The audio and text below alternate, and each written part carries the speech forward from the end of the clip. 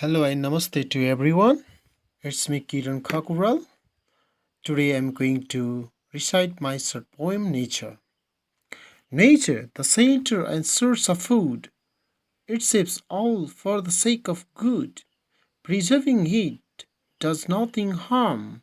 If we observe, we feel charm. Little bird blooms be a flower. Rainbow appear when there is shower. Birds chirp on the branches of the tree. Children play as they look carefree. Animals dance, live and fight. To gaze it, a beautiful sight. Passers by stand by the side. Tourists enjoy on an elephant ride. Rivers flow through the mountain. When it falls, shapes a beautiful fountain.